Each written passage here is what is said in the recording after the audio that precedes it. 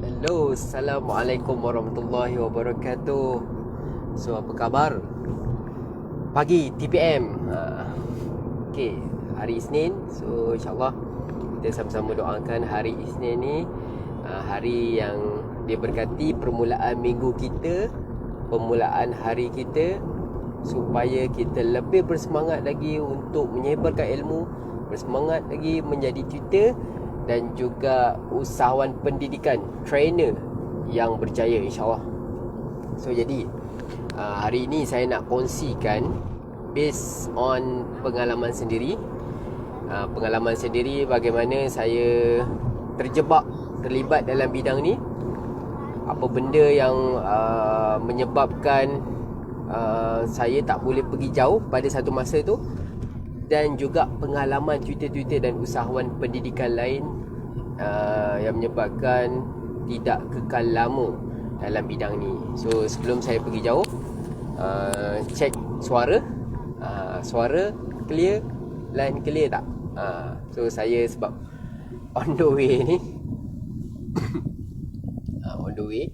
So inilah masa yang ada. Ni memang masa Legend Booster. Alhamdulillah, Legend Booster orang kata tak sedar dah setahun. Dah setahun rupanya Legend Booster. Okay, thank you very much yang bersama dengan saya ni. Okay, suara saya clear ke? Kalau clear, komen clear.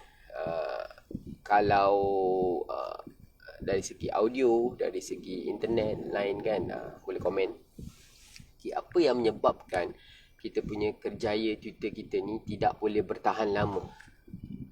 Okay, salah satunya adalah, yang pertama adalah bila kita tidak clear tentang apa yang kita panggil sebagai timeline roadmap. Timeline roadmap. Boleh salin ditulis. Okay, timeline roadmap ni, okay, kita tanya diri kita, apakah kita benar-benar clear tentang okay, thank you Cikgu Firdaus, clear. Daripada mana daripada mana boleh komen juga. Okay, timeline roadmap. Timeline roadmap ni, sahabat-sahabat boleh bantu saya. Kalau tak sempat salin nota, boleh type di ruang komen. Biasanya kalau kita type ni atau salin ni, kita akan lebih mudah ingat. Oi, kolap ni. Ni bawa kereta ni. Okay, timeline roadmap kat sini bermaksud kolap pula.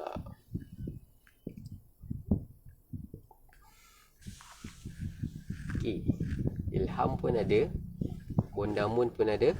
Okay, thank you very much. Okay.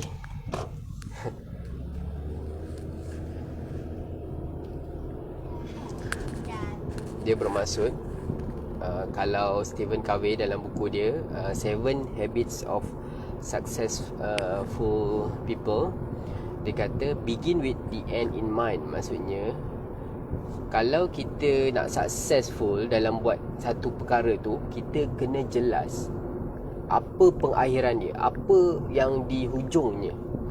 Kalau kita tak jelas dengan kenapa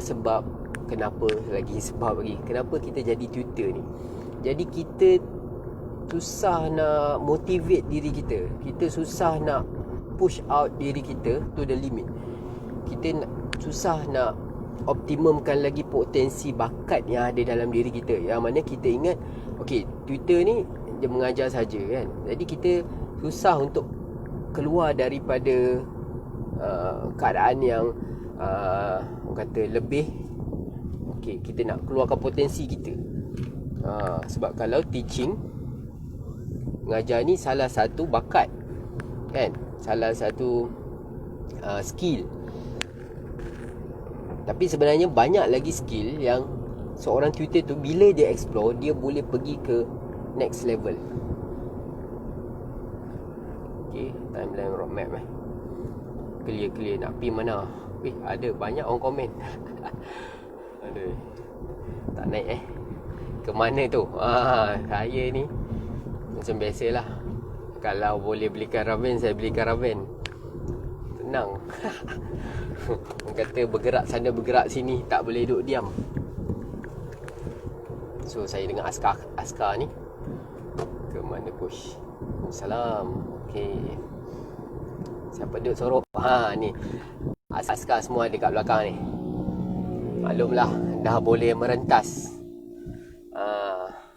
Dah boleh merentas, mak pun bekerja. Okey, so tiga-tiga hero ada. So mana tadi tu? Okey, so jadi roadmap ni, adakah kita design kerjaya kita ni bulanan, contohnya dah masa 6 bulan, dah masa setahun, dah masa 2 tahun, 3 tahun, apa benda yang kita nak achieve, kan? Berapa klien yang kita nak capai, berapa income, okey?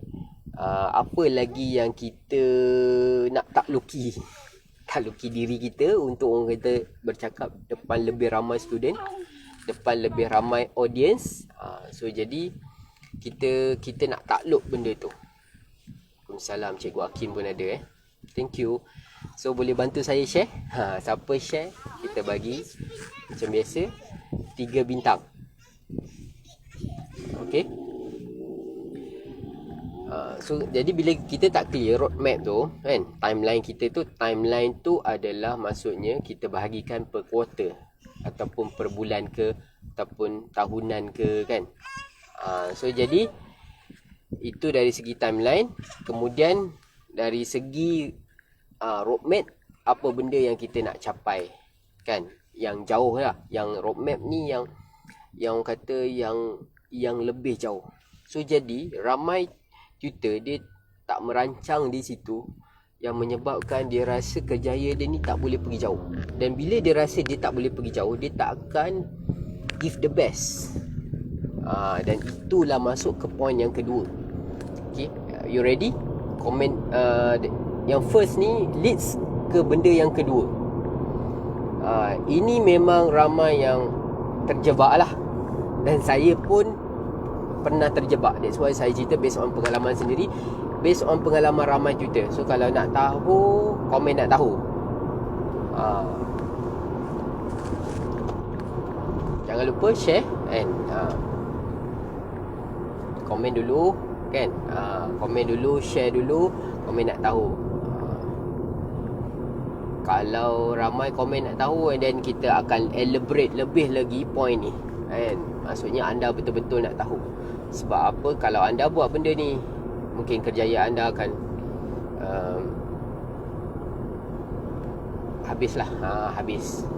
Bukan sebab anda tak mampu mengajar dengan baik ataupun mampu pergi jauh, tapi disebabkan benda-benda yang kita rasakan kecil ini tapi boleh memberikan impact yang besar terhadap kerjaya kita, yang boleh menyebabkan kerjaya kita mungkin tidak ada lagi pada masa depan. Okay. Sambil tu hari ini anda mengajar ke? Apa plan hari ini? Okay. Oh, Dr. Ayuni pun ada. Thank you. Yang pertama ni lead yang kedua. Okay, thank you Cikgu Hakim, Ilham. Okay. Okay, this is we call that shining object syndrome. Shining objects syndrome. Okay, nak buat video.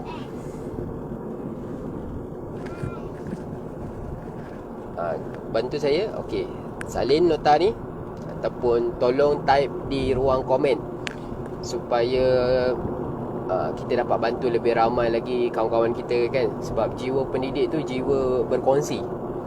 So kalau kita tak boleh bercakap, kita menulis. Kalau kita tak boleh menulis, kita buat video. So apa saja yang kita buat supaya kita ni dapat berkongsi manfaat kepada lebih ramai lagi.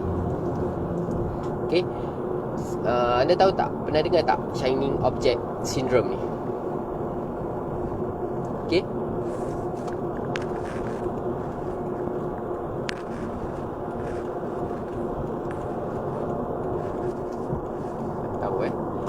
Shining Object Syndrome ni adalah sindrom orang kata objek yang berkelip-kelip. Berkelip-kelip, cantik je kan. Dia biasa kalau contohnya kita lalu satu jalan yang gelap. Bila kita lalu satu jalan yang gelap ni,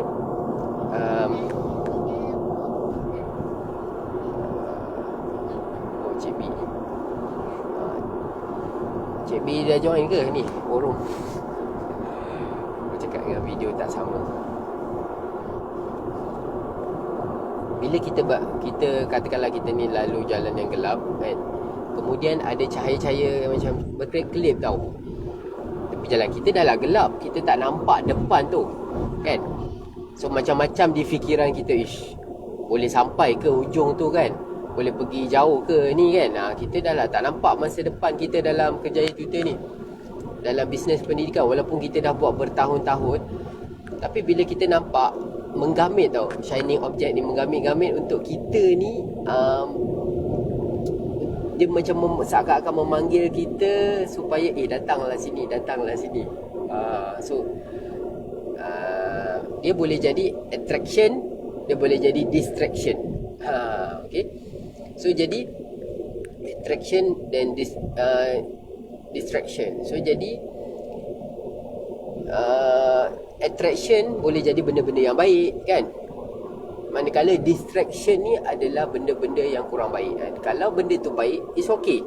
Maksudnya kalau benda tu berkaitan dengan apa yang kita buat, dapat boost lagi kerjaya Twitter kita, pendidik kita, it's okay. Kemudian yang kedua, distraction. Distraction ni kita nak elakkan. Sebab apa? Sebab bila kita banyak sangat benda nak buat, kita akan overwhelm. Okay, kita akan overwhelming ni macam terlampau banyak sangat benda yang kita nak buat. Saya satu masa tu saya rasa macam banyak benda nak buat dan sebagainya kan. Nak buat ni kan. So jadi sampai satu masa tu, especially kalau kita tak ada team kan, tapi kita nak buat semua perkara. Kita tengok orang tu buat ni, kita nak buat ni. Kita tengok orang buat ni, nak buat ni dan sebagainya kan. So jadi bila kita nak buat terlampau banyak benda, emosi kita akan start overwhelming kan, sampai kita rasa macam last sekali malas lah nak buat. So jadi itu yang dipanggil Shining Objects. Ini objek ni perkara-perkara yang boleh menyebabkan kita distract daripada kerjaya kita, daripada misi kita, daripada visi kita tu. Itu yang akan menyebabkan kita akan terlari fokus, dan kita rasakan kerjaya Twitter ni sebenarnya tak mampu bawa kita ni pergi jauh kan. So okay, gelap pula kan lalu highway ni. So jadi apakah Shining Objects yang anda pernah lalui? Je komen sikit. Okay. So itu yang kedua dah. Dan yang ketiga, bila kita yang first tadi, saya recap balik, kita tak ada timeline, roadmap yang clear kan. At least kita tahulah, kita tahu kita nak pergi mana lepas ni. Ada orang dia berada dalam bidang tutoring ni, dia nak ada pusat tuition, dia nak ada modul, dia nak jadi trainer, dia nak jadi usahawan yang berjaya kan. So jadi masing-masing ada dia punya impian. Ada tutor yang dia nak bekerja daripada rumah. Sebab apa? Sebab dia ada family kan. Dia nak, orang kata kalau boleh family dia tu dengan dia berada setiap masa. So jadi roadmap tu at least kita nampak kan. Lepas tu yang kedua, Shining Object Syndrome. Bila kita tak nampak, so benda-benda yang lain akan mudah distract kita daripada kita sampai kepada visi kita ataupun roadmap kita tu. Dan yang ketiga adalah bila kita tak ada circle, bila kita tak ada circle yang dapat support kita untuk kita faham, untuk kita dapat rasakan sebenarnya banyak lagi peluang-peluang yang aku boleh dapat, kan, bila aku betul-betul fokus dalam bidang ni, kan. So jadi sebab circle ni yang akan nampakkan kita, dia buat macam ni boleh aku. Sebelum ni kita rasa macam benda tu tak boleh, tapi bila kita tengok kawan-kawan kita yang berada dalam bidang ni, kan, so macam hari Jumaat lepas saya sempat berada bersama dengan lebih kurang 20 orang juta usahawan pendidikan. So fantastik. So mereka ni, kan, ceritakan journey mereka yang jarang-jarang diceritakan kat luar. So jadi bila kita dapat insight macam ni, kita dapat tahu rupanya banyak benda-benda lagi yang kita boleh explore, yang kita boleh belajar daripada orang lain. Tak kisah jatuh bangun, kan. So jadi kita akan lebih alert dan kita lebih bersedia, dan kita ada support system yang mana orang lain akan bantu kita untuk capai visi yang sama. Dia ibaratnya, kalau contohnya, kalau anak student-student kita sekarang dia tak ada circle yang positif untuk support dia belajar, dia pun tak akan ada motivation untuk belajar. Betul? So jadi mereka perlukan circle, mereka perlukan kawan-kawan yang bersemangat, motivation untuk belajar. So jadi mereka akan lebih mudah nak belajar lah, kan. So jadi memang circle kawan-kawan tu sangat penting. Kalau kita duduk bersama dengan penjual minyak wangi, kita akan dapat minyak wangi. Kalau kita dapat dengan apa, penjual apa, tak apalah, tak penting. Yang penting adalah kalau kita bersama dengan orang yang berjaya, kita bersama dengan positif, yang bersama circle yang positif, kita akan lebih mudah attract kepada perkara-perkara yang positif. That's why sebagai kata salah satu daripada salah satu perkara yang penting ini, that's why Tutor Professional Malaysia ni kita wujudkan satu program, kan, supaya tutor-tutor nampak hala tuju ni, supaya tutor-tutor tak rasa macam ragu-ragu, tak rasa macam bidang ni tak boleh pergi jauh.